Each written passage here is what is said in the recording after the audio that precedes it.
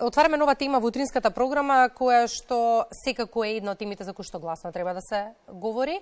Зборуваме за нашата одговорност и нашата работа како новинари. Сензационализам или проверени информации, како информираат македонските медиуми на дневна основа.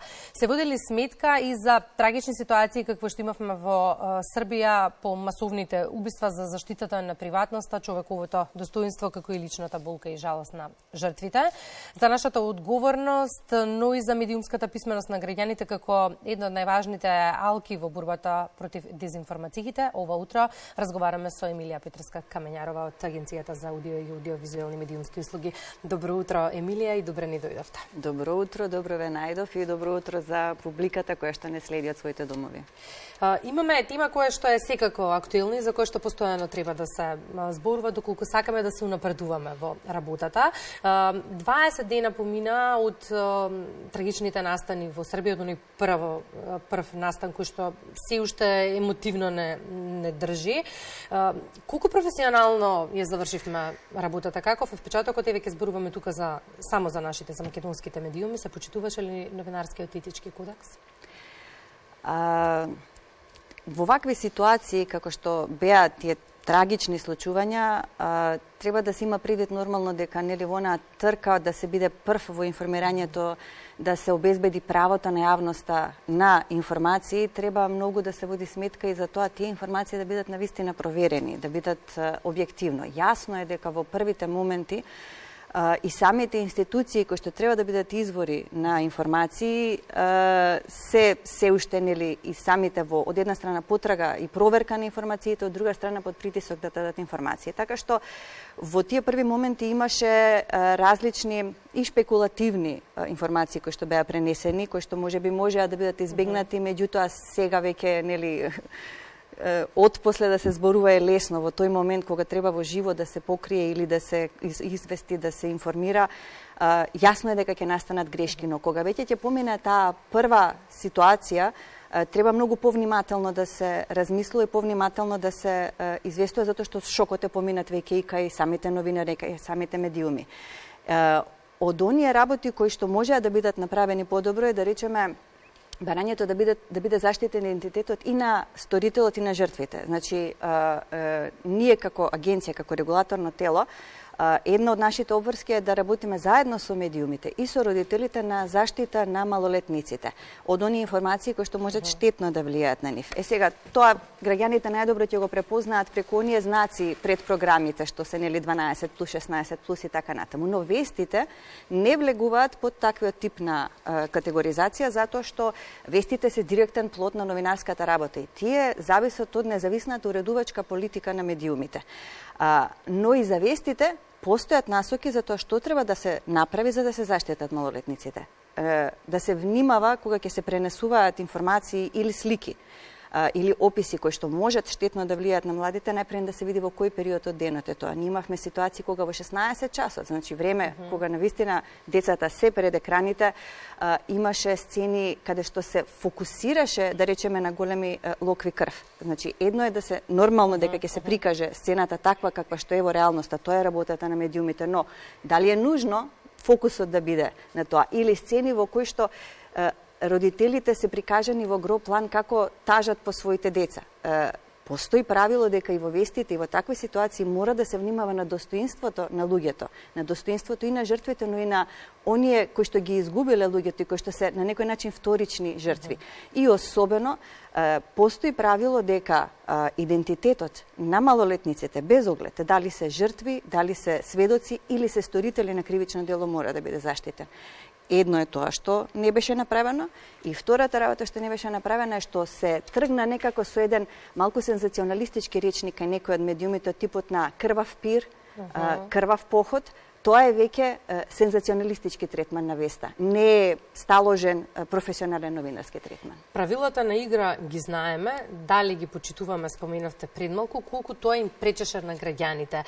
Се охрабрија да реагираат во авамно, зашто најчесто Имавме реакција. За жал малку беа реакциите, но тоа што го имавме како реакција беше токму за периодот во кој што беа прикажувани некои од прилозите, токму за непочитувањето на моментите на тага на родителите и за тоа инсистирање на сензационалистичкиот пристап. Значи, граѓаните го препознаваат тоа. Не можеме да ги третираме како публика која што не е свесна што е тоа што го гледа и какви се последиците од тоа што го гледа. Добро е да знаат дека имаат право на глас, добро е да го препознаваат, но исто така треба да се свесни дека некој треба да ги заштити нивните права. Како постапува агенцијата по преставка од граѓаните, речеме? Значи, најпрви морам многу кратко да објаснам, така да се изразам, дека во делот на реагирањето постои една споделена функција, да кажеме, меѓу нас како регулаторно тело, кој што се грижи за тоа дали се испочитувани законите, и Советот за етика во медиумите и Советот на честа на Сдруженијата на новинари на Македонија, кои што се само регулаторни тела.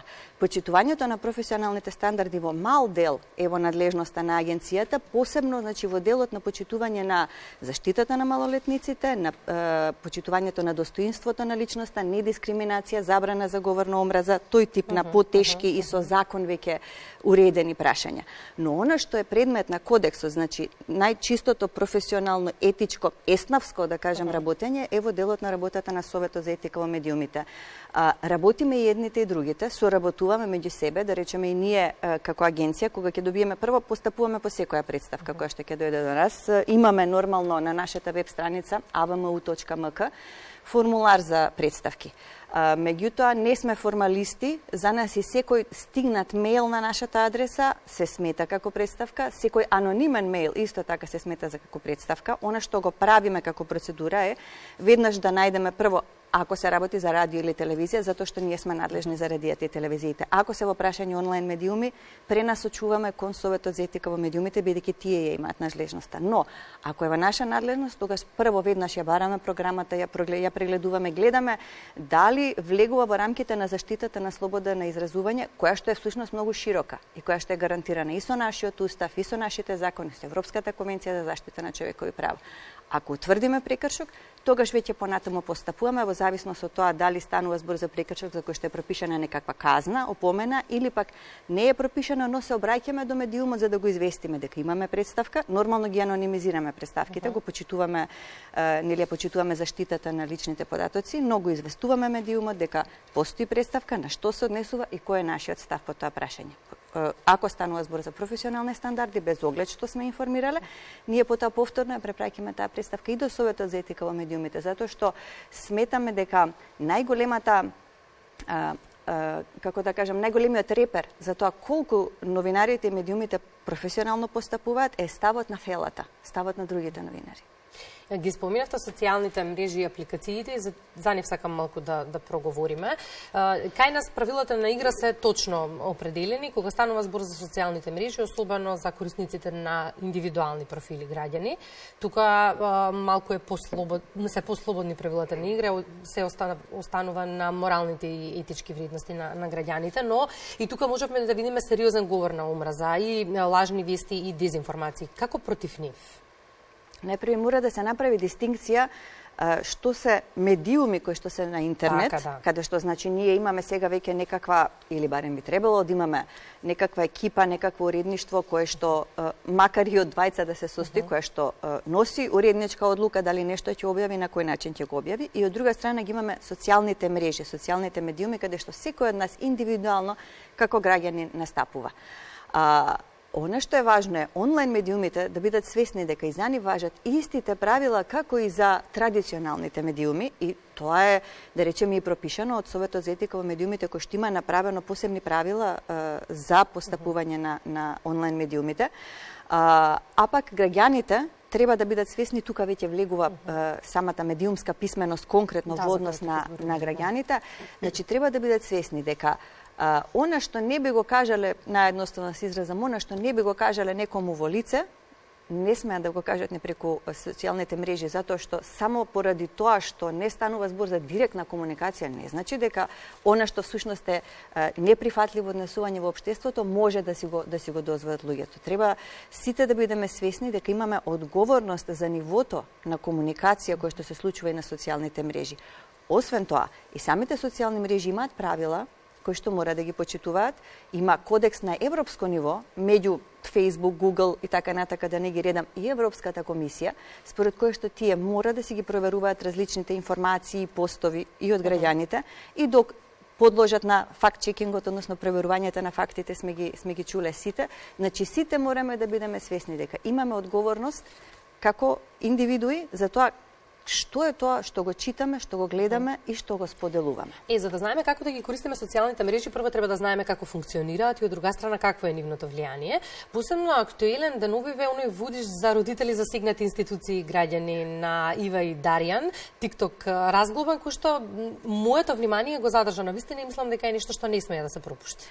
Да, и ние како, бидејќи агенцијата е иницијатор на мрежата за медиумска писменост, постоиме од 2017 година, можеби на граѓаните сме им најпознати преку деновите на медиумска писменост. Не има сега 83 институции, организации, поединци, компании и сите заедно работиме, значи, на прашања од како од различни аспекти да го подигнеме нивото на медиумска писменост. Еден од материјалите на кои што налетавме, значи минатата недела, и го споделивме преку преку профилите на социјалните мрежи на мрежата за медиумска писменост, е токму тој водич каде што на многу едноставен јазик е објаснето како функционира TikTok, која е позадината на функционирањето не само на TikTok, значи се прави таму дистинкција што е типично за TikTok, но што е заедничко со другите социјални медиуми и како можеме да се заштитиме, како можеме нашите деца да ги заштитиме. И има таму и линкови до други водичи за родители, има и од самата мрежа, уште пред 2-3 години изработено Институтот Ресис има таков водич за родители за онлайн, значи каде што многу е јасно посочено како можеме, например, да им прво од која возраст децата може да имаат собствени профили, значи над 13 години најчесто е таа граница. Понатаму, како можеме да поставиме заедно со децата, значи ништо насила, се во договор и се со разговори, со објаснување зошто е тоа така, како да биде профилот, да речеме, приватен, како да се заштитат од тоа некој да ги злоупотребува нивните фотографии или видеа, како тие самите да не злоупотребат, затоа што, знаете, истражувањата покажуваат дека кога сме на интернет, кога сме на социјалните мрежи, примарно реагираме со нашите емоции. И многу често се случува да се сподели информација без да се размисли што е тоа всушност. Значи, затоа е добро да се информираме и особено кога станува збор за децата. Секогаш како родители или како повозрасни да бидеме тука да разговараме со нив без осуда, без викање, не уплашени ако нешто не знаеме, да се информираме прво и ние самите, зашто медиумската писменост е нешто што важи за сите. На тоа сакам да го ставиме фокусот наредниве минути. Ако порано за писмен се сметаш оној кој што знае да чита и пишува, сега е писмен само оној кој што ги разбира медиумите, информациите кои што се пласираат на нив. Каде сме со медиумската писменост? Да. Значи, нема една унифицирана дефиниција што е медиумската писменост, ама клучните сегменти во секоја од дефинициите е дека прво пристапот, ние во Македонија сите имаме во огромен број имаме пристап до интернет и до социјалните медиуми. Понатаму развојот на критичкото мислење, тоа е исклучително важно затоа што ние сме изложени на огромен број најразлични информации, но важно е да можеме да ги критички да ги осознаеме што е тоа што го гледаме. Ако имате наслов на некоја информација од типот денеска ќе нема вода, дури до такви баналности се оди, денеска ќе нема вода во 3 населби во Скопје, погледнете кои се тие. Значи, тоа е класичен, така наречен кликбейт или јадица наслов. Значи, да бидеме свесни дека е тоа таков јадица наслов кој што има за цел само да не натера да кликнеме, за таму некој да може да заработи од нашиот клик. Да бидеме свесни дека ако прочитаме нешто што е говор на омраза или што е радикален став по некое прашање или особено дискусија за прашање за кое било прашање во општеството во кое што гледаме дека има употреба на непристоен говор, на напади лични, треба да размислуваме, че тоа е критичкото размислување и на крај оној важниот сегмент е дека медиумската писменост подразбира и осознавање алатки за создавање медиумски содржини и нивно објавување. И тоа е сега оној момент кога сите ние како единки сме тие кои што објавуваат. Инаку нашето истражување од пред до сега 2 пати имаме правено истражување на нивото на медиумска писменост на лицата над 16 години. Истражувањето од 2019 покажува, например, дека граѓаните се свесни во голем дел за тоа дека да речеме различни телевизии за ист настан различно известуваат, дури 68 отприлика од 100 беа свесни за тоа. Ама за прашање, а што правите кога ќе се соочите со такви различни информации, само 20%, значи само 1/5 проверуваат од повеќе различни информации, а повеќе од 50%, речиси 52%, најчесто проверуваат во разговор со својата најблиска средина. Не велам да не разговараме меѓу себе, ама прво да ги провериме фактите, од и комуникацијата меѓу нас треба се заснова на факти. Имам уште многу прашања, но време немаме, ќе да замолам во 2 реченици само ова што како последно ме интересира, не можам да не прашам. Нашата задача е објективно и непристрасно да известуваме, но да имаме можност без притисоци тоа да го правиме, бидејќи генерално слободата на изразување е двигател на сите други човекови права. Ја имаме ли доволно, каков е в почетокот, и дали ние новинарите работиме во доволно достоинствени услови? Значи, од една страна, најновите информации за позицијата на Македонија на индексот на слобода на медиумите покажуваат дека се искачивме на 32-то место. Значи, се одлепивме прилично условите во кои што работат медиумите се прилично добри. Но и во самиот тој извештај се укажува на проблеми. Се укажува на лошата социјална позиција на социјална состојба на новинарите, на нивните мали плати, се укажува на тоа дека тоа исто така се одразува на професионалноста, значи потребно е повисоко ниво на професионалност на работата, и се укажува на тоа дека, да речеме, и властите треба повнимателно да комуницираат со медиумите, односно се укажува дека имаме уште доста работа. Поместени сме од тоа каде бевме, ама треба уште доста да работиме. Благодарам многу за гостувањето во Македонија на утро. Оваа тема секако ќе има продолжение. Ви благодарам за поканата.